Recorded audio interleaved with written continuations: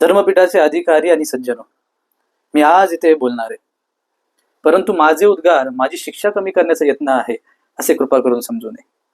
मुळात माझ्यावर झालेले आरोप हा गुन्हा आहे का हेच मला समजत नाही. वेदांचा आशय माझ्या काव्यातून प्रकट झाला हे सत्यच आहे, परंतु तसं करण्यासाठी कुणाची तरी परवानगी घ्यावी लागते हे मला ज्ञात नव्हतं. नुकतं जन्मलेलं मूल मातीचं स्तन्य चुकू लागतं, त्याला तसं करण्यासाठी कुणा अंमलदाराची परवानगी घ्यावी लागत नाही. अगदी तसंच आणि त्याच निरागसपणाने मी वेदांचा अमृतानुभव अंगीकारला आणि प्रसाद म्हणून तो वाटूनही टाकला. यात मी काही पाप केले अशी माझी भावनाच नाही.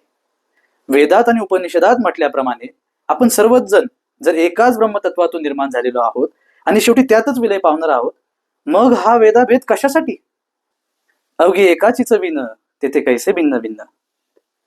कबीर म्हणतो, ब्राह्मण वेगळा असावा असं जर ईश्वराला वाटलं असतं तर त्याने जानवं लिहून आणि मुंडन करून त्याला नसतं का पाठवलं? आणि मुसलमान वेगळा असावा असं जर त्याला वाटलं असतं तर त्याला सुंठ करून नसतं जन्माला घातलं? बर, कबीराचं नाव घेऊ नको, मग ज्ञानदेवांचा दाखला देऊ? संन्यासाचं पोर म्हणता तुम्ही? आश्चर्य. अहो, ज्ञानदेवांना आणि त्यांच्या भावंडांना बहिष्कृत न करण्याच्या बदल्यात तुम्ही त्यांच्या माता पित्यांना जलसमाधी घ्यायला लावली, आणि तरी देखील त्यांच्यावरचा संन्यासाचा पोर हा बट्टा जात नाही. बर, मग पैठणचे एकनाथ महाराज? तेही नको. तुम्हाला वेद नको, अद्वैत तत्वज्ञान नको, वारकरी संप्रदाय नको, मग तुम्हाला हवंय तरी काय? अहो, जिथं अंधार होता तिथं आम्हाला दिवे लावण्याचा अधिकार नाही असं तुम्ही म्हणता, मग तुम्ही दिवे लावायचे.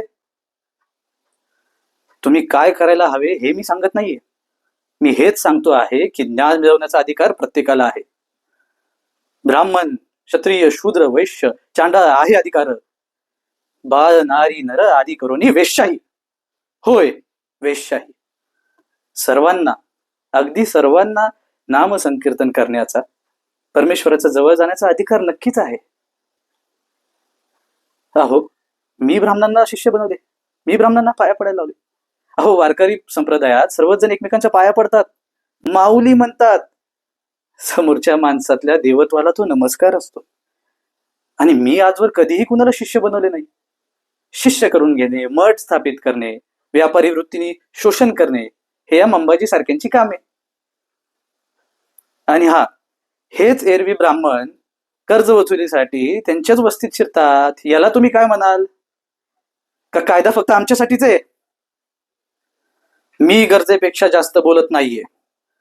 सत्यामा नवे मनी गबाधनी देतो तीक्ष्ण उत्तरे, पुढे भावयासी बरे.